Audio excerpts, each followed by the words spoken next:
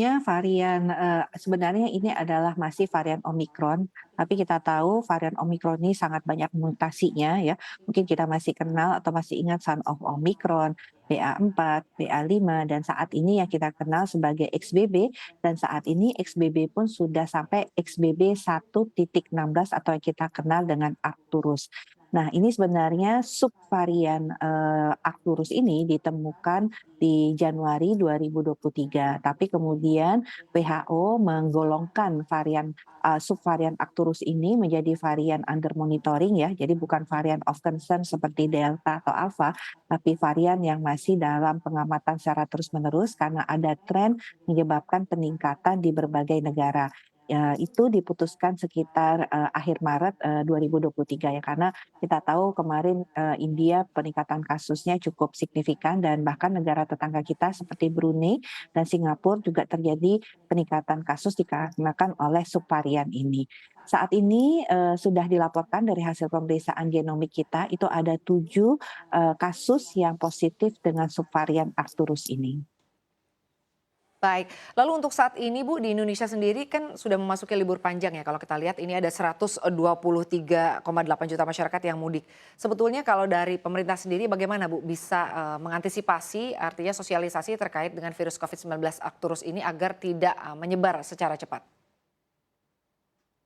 Ya, tentunya, kita tahu bahwa walaupun kondisi pandemi ini terus terkendali, kita sudah, memulai berbagai, aktivitas ya, baik aktivitas ekonomi, sosial, keagamaan, dan bahkan, tahun ini adalah tahun mudik, yang, tentunya sudah, tidak berada dalam kondisi PPKM lagi ya. Nah, ini menunjukkan bahwa memang sebenarnya kita ini, walaupun, pandemi terkendali, tetapi kita harus ingat bahwa COVID-19 itu masih ada dan dia masih bermutasi dan salah satunya muncul sebagai subvarian yang kita ketahui seperti Arcturus ini yang cepat menular. Nah, tentunya ini sangat menjadi suatu kewaspadaan kita ya, terutama di saat-saat mudik ini.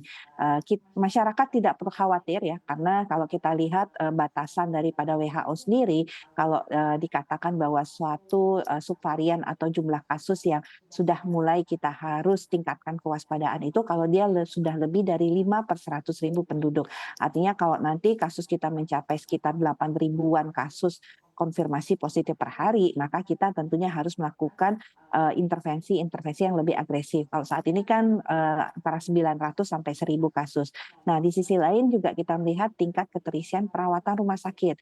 Saat ini menurut batas WHO itu tidak boleh lebih dari 5%. Kalau kita itu masih jauh di bawah angka 1%. Dan kematian tidak boleh lebih dari 1 per 100.000 penduduk. Artinya kalau kita lihat kematian kita itu masih antara angka 10 sampai 15, artinya tidak boleh lebih dari kurang lebih 1.000 ya tentunya kematian perharinya. Kalau melihat angka-angka ini tentunya kita tidak perlu khawatir ada potensi peningkatan kasus, tetapi kita tetap waspada.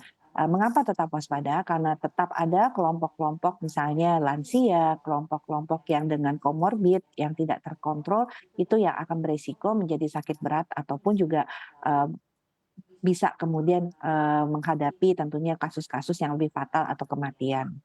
Baik, lalu Bu terkait dengan subvarian baru dari COVID-19 yang bernama Arcturus ini kan Ibu tadi menyampaikan bahwa ini memang penularannya mungkin selangkah lebih cepat ya Bu.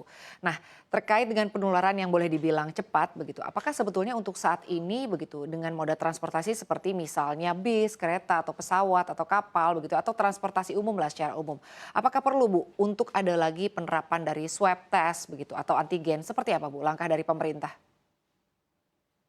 Iya, karena kita melihat bahwa pandemi ini dan situasinya terus membaik, kita cukup optimis ya. Makanya kemudian PPKM kita cabut, kemudian protokol kesehatan kalau kita ingat kan kita sudah tidak menerapkan jaga jarak, tetap mendorong cuci tangan ya tentunya untuk karena kita tahu perilaku cuci tangan ini bukan hanya untuk COVID, tapi untuk mencegah penyakit-penyakit saluran cerna lainnya dan penggunaan masker pun sudah kita mulai longgarkan. Nah, tetapi tentunya dengan situasi adanya peningkatan kasus dan adanya subvarian yang dikatakan bahkan lebih cepat menular dari BA.4 atau BA.5, tentunya kita tingkatkan kewaspadaan.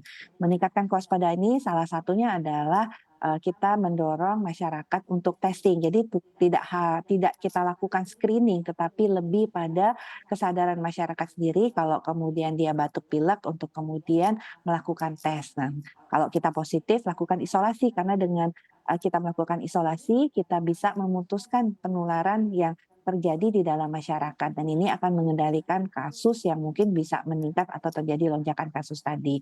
Yang kedua adalah pemakaian masker. Kalau kita batuk pilek, kita mendorong untuk masyarakat memakai masker ya. Dan yang kedua kalau kita misalnya merawat orang yang sakit, suami kita, anak kita dengan gejala batuk pilek, gunakan masker. Dan terakhir tentunya tidak ada salahnya kita menambah proteksi diri kita, terutama di masa mudik ini ya, karena kemudian masa mudik ini kan pasti aktivitas kita tinggi ya, kita akan melakukan perjalanan yang cukup jauh, bertemu dan bersilaturahmi dengan, sanak saudara. Nah, tentunya alangkah baiknya kalau kemudian kita meningkatkan proteksi dengan menambah vaksinasi booster pertama atau booster kedua. Jadi ini adalah himbauan pemerintah, di sisi lain ini adalah menjaga kesehatan kita terutama, beban fisik yang akan, bisa, pada saat, musim mudik ini dan arus balik. Dan yang kedua adalah kita akan nahan laju, penularan yang terjadi di dalam masyarakat.